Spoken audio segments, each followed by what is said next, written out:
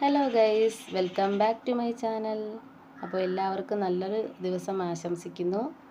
ഇന്ന് ഞാൻ വന്നിട്ടുള്ളത് എൻ്റെ ജീവിതത്തിൽ നടന്ന മറക്കാൻ പറ്റാത്ത 2 അനുഭവങ്ങളാണ്. അപ്പോൾ നമുക്ക് എല്ലാവർക്കും മറക്കാൻ പറ്റാത്ത കുറച്ച് അനുഭവങ്ങൾ ഉണ്ടാവില്ലേ.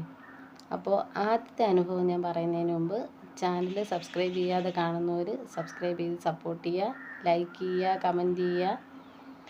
അപ്പോൾ നമുക്ക് തുടങ്ങിയാലോ. അപ്പോൾ ആദ്യത്തെ അനുഭവം എന്ന് പറയുമ്പോഴത്തേക്കും എൻ്റെ മോന് അംഗനവാടി കലോത്സവമാണ്. അങ്ങനെ കലോത്സവം നടക്കുന്ന സ്ഥലത്തേക്ക് നമ്മൾ പോയി. അപ്പോഴത്തേക്കും അന്ന് എൻ്റെ ഹസ്ബൻഡിന് ജോലിയൊന്നും ഇല്ലാത്തതുകൊണ്ട് കയ്യിൽ പൈസയൊക്കെ കുറച്ച് കുറവായിരുന്നു. കുറച്ച് ബുദ്ധിമുട്ട് ഉള്ള സമയത്തായിരുന്നു. അപ്പോൾ ഈ പറഞ്ഞ സ്ഥലത്തേക്ക് നമുക്ക് എത്താനായിട്ട് കുറച്ച് ദൂരേ ഉള്ളൂ. നമുക്ക് അധികം ബസ് കാശ് മാത്രം മതി. അങ്ങനെ ഞങ്ങൾ അവിടെ എത്തി. അവിടെ എത്തിയപ്പോഴത്തേക്കും പറഞ്ഞ സ്കൂളിൽ, കലോത്സവം നടക്കുന്ന സ്കൂളിൽ സ്കൂൾ പൂട്ടിയിട്ടേക്കാണ്. ആരും വന്നിട്ടില്ല. എന്താണ് ഏതാണ് സംഭവം ഒന്നും അറിയില്ല. കലോത്സവം നടക്കുമ്പോൾ എന്തായാലും അവിടെയൊക്കെ അലങ്കരിച്ച് എല്ലാം സെറ്റാക്കി ഇട്ടേക്കുക ആയിരിക്കുമല്ലോ. അങ്ങനെ ഞങ്ങൾ അവിടെയൊക്കെ അന്വേഷിച്ചപ്പോൾ അവർക്ക് ആർക്കും ഇതിനെപ്പറ്റി അറിയാൻ വയ്യാന്ന് പറഞ്ഞു. അങ്ങനെ ഞങ്ങൾ ഞങ്ങളുടെ അംഗനവാടി ടീച്ചറെ വിളിച്ചിട്ട് ചോദിച്ചപ്പോൾ പറഞ്ഞു, ഗീതു അവിടെ നിന്ന് സ്ഥലം മാറ്റി, അവിടെയല്ല, അവിടെ നിന്നൊരു ഏകദേശം ഒരു 2 കിലോമീറ്റർ അപ്പുറത്തേക്കാണ്, അവിടത്തേക്ക് പെട്ടെന്ന് മാറ്റി, എനിക്ക് വിളിച്ച് പറയാൻ പറ്റിയില്ല എന്ന് പറഞ്ഞു. അപ്പോൾ ഞാനാകെ സ്റ്റക്കായി നിൽക്കുകയാണ്. എന്ത് ചെയ്യണം? അവിടെ നിന്ന് പോകാനായിട്ട് എൻ്റെ കയ്യിൽ 1 രൂപ പോലും ഇല്ല. ബസ് കാശിന് ഒന്നുമില്ല. എന്ത് ചെയ്യണമെന്ന് അറിയില്ല. ഞാനും എൻ്റെ അനിയത്തിയും ഉണ്ടായിരുന്നു, അനിയത്തിയും എൻ്റെ മോനും. അപ്പോൾ ആകെ ഇതായി നിന്നു. കാരണം എൻ്റെ മോന് 2 പ്രോഗ്രാംസിനുണ്ട്, അതിനൊക്കെ അവൻ തയ്യാറെടുത്ത് നിൽക്കുകയാണ്. അപ്പോൾ അത് ഒഴിവാക്കി വരാനും എനിക്ക് മനസ്സ് വന്നില്ല. അങ്ങനെ ഞാൻ കുറച്ച് മുന്നോട്ട് നടന്നിട്ട് ഞാനിങ്ങനെ ആലോചിച്ച് നടന്നു, എന്ത് ചെയ്യും എന്ന് ആലോചിച്ച് നടന്നപ്പോഴത്തേക്കും ഞങ്ങൾ ഫോൺ വിളിക്കാനായിട്ട്, എൻ്റെ ഹസ്ബൻഡിൻ്റെ ഫോൺ വിളിക്കാനായിട്ട് ഒരു കടയുടെ ഒരു ബാക്കിലോട്ട് പോയി നിന്ന് ഞാൻ ഫോൺ വിളിച്ചു. അപ്പോൾ ഹസ്ബൻഡ് പറഞ്ഞു, എടി ഒരു വഴിയില്ല, ആരടുത്ത് ചോദിച്ചാലും കാശൊന്നും കിട്ടത്തില്ല, നിങ്ങളെങ്കിൽ ഇങ്ങ് വാ, കലോത്സവത്തിന് പങ്കെടുക്കണ്ടെന്ന് വിചാരിക്കാം, അല്ലാതെ എന്ത് ചെയ്യാനാന്ന് ചോദിച്ചു. അപ്പോൾ ഞാനിങ്ങനെ ഫോൺ വിളിക്കുന്നത് അവിടെ ഇങ്ങനെ കിളയിൽ ഉണ്ടല്ലോ, പുരയിടം കിളയ്ക്കുന്ന ഒരു മാമൻ കേട്ടു. അങ്ങനെ ആ മാമൻ ചോദിച്ചു, എന്താ മോളെ, എന്ത് പറ്റിയെന്ന് ചോദിച്ചു. അപ്പോൾ ഞാൻ കാര്യം പറഞ്ഞു. ഞാൻ പറഞ്ഞു, മാമ ഇങ്ങനെയാണ് കാര്യം, എൻ്റെ കയ്യിൽ 1 രൂപ പോലും ഇല്ല, തിരികെ വീട്ടിൽ പോകാൻ പോലും എൻ്റെ കയ്യിൽ പൈസ ഇല്ലയെന്ന് പറഞ്ഞു. അപ്പോൾ ആ മാമൻ എൻ്റെ മോനെ കണ്ടപ്പോഴത്തേക്കും എന്ത് പാവം തോന്നിയോ എന്താണെന്നറിയില്ല. ആ മാമൻ പറഞ്ഞു, മോളെ എന്തായാലും മോള് കലോത്സവത്തിന് പോകണം, മോനെ പങ്കെടുപ്പിക്കണം, ഇതുവരെ വന്നതല്ലേ, അപ്പോൾ തിരികെ പോവണ്ടെന്ന് പറഞ്ഞിട്ട് ആ മാമ എനിക്ക് 50 രൂപ എടുത്ത് തന്നു. 50 രൂപ എന്നിട്ട് പറഞ്ഞു, മോളെന്തായാലും പോകണം, ഈ കാശെടുത്ത് പോകാൻ പറഞ്ഞു. അപ്പോൾ ഞാൻ പറഞ്ഞു, അയ്യോ മാമ വേണ്ട, കുഴപ്പമില്ല, ഞങ്ങൾ എങ്ങനെയെങ്കിലും വീട്ടിൽ തിരിച്ച് പൊയ്ക്കോളാം, കാശൊന്നും വേണ്ടാന്ന് പറഞ്ഞു. കാരണം ആ കൂലിവേല ചെയ്യുന്ന ഒരു മാമനാണ്. ആ മാമൻ്റെ കയ്യിൽ ആകെയുള്ള രൂപയായിരിക്കും എനിക്ക് തരുന്നത്. അപ്പോൾ പറഞ്ഞു, അതൊന്നും സാരമില്ല മോളെ, എനിക്കും വീട്ടിൽ ചെറുമക്കളൊക്കെ ഉള്ളതാണ്, എനിക്കറിയാം, പൈസയുടെ ബുദ്ധിമുട്ട് എനിക്കറിയാം, മോളുടെ കയ്യിൽ ഇതിരിക്കട്ടെ, ഇത് മതിയോ എന്ന് ചോദിച്ചു. ഞാൻ പറഞ്ഞു, മതി, എങ്കിൽ മതി മാമ എന്ന് പറഞ്ഞിട്ട് ആ പൈസ ഞാൻ വാങ്ങിച്ചിട്ട് ആ മാമനോട് നന്ദി പറഞ്ഞിട്ട് ഞാൻ അവിടെ നിന്ന് ഇറങ്ങി.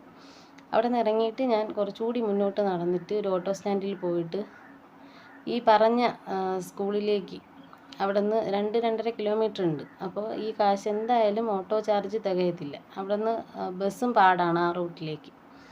അപ്പോൾ ഓട്ടോ ചാർജ് തികയാത്തതുകൊണ്ട് തന്നെ എന്ത് ചെയ്യണമെന്ന് അറിയില്ല. എന്തായാലും ഓട്ടോയിൽ കയറി അവിടെ എത്താം, അവിടെ ആരെങ്കിലും പരിചയക്കാരുണ്ടെങ്കിൽ അവരെ കയ്യിൽ നിന്ന് ബാക്കി കാശ് വാങ്ങി കൊടുക്കാമെന്ന് പറഞ്ഞിട്ട് ഒരു ഓട്ടോയിൽ കയറി ഞങ്ങൾ പറഞ്ഞ സ്ഥലത്തെത്തി.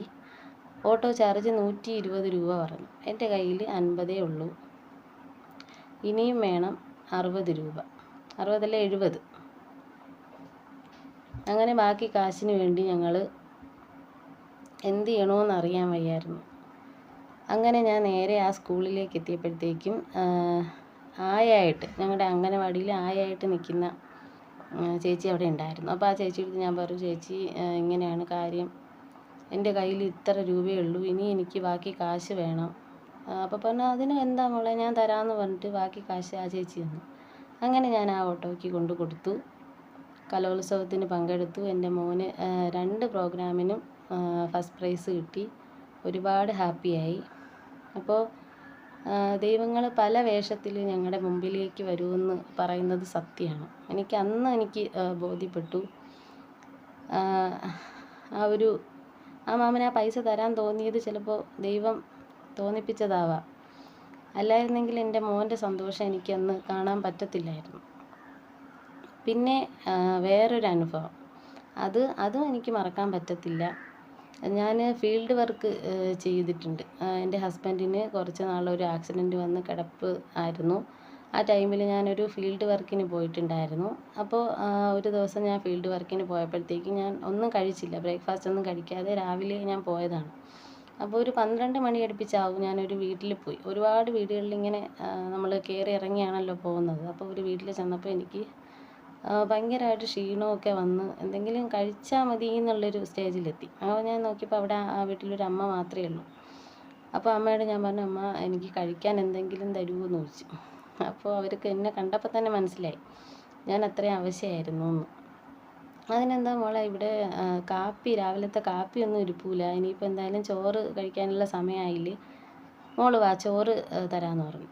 അപ്പോൾ ഞാൻ പറഞ്ഞു, അയ്യോ ചോറൊന്നും വേണ്ടമ്മ, എനിക്ക് വേറെ എന്തെങ്കിലും ബിസ്ക്കറ്റോ അങ്ങനെ എന്തെങ്കിലും മതി എന്ന് പറഞ്ഞു. അപ്പോൾ പറഞ്ഞു, ഇവിടെ ബിസ്ക്കറ്റൊന്നും ഇരിപ്പില്ല മോൾ എന്തായാലും വാ ചോറ് കഴിക്കാമെന്ന് പറഞ്ഞ് എന്നെ അവരുടെ വീട്ടിലെ ഹാളിലേക്ക് കൊണ്ടുപോയി ഡൈനിങ് ടേബിളിൽ ഇരുത്തി ചോറും കറികളും ഒക്കെ തന്നു.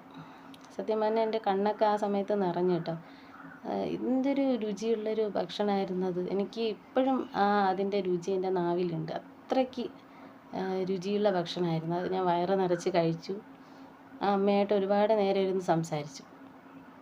അപ്പോൾ ആ അമ്മ തന്ന ആ ഭക്ഷണം, അതിൻ്റെ ആ ഒരു ഇതുണ്ടല്ലോ, ആ ഒരു മനസ്സ്, അത് വളരെ വലുതാണ്. ആ അമ്മയ്ക്ക് ദീർഘായുസ്സ് കൊടുക്കട്ടെ എന്ന് ഞാൻ പ്രാർത്ഥിക്കുന്നു.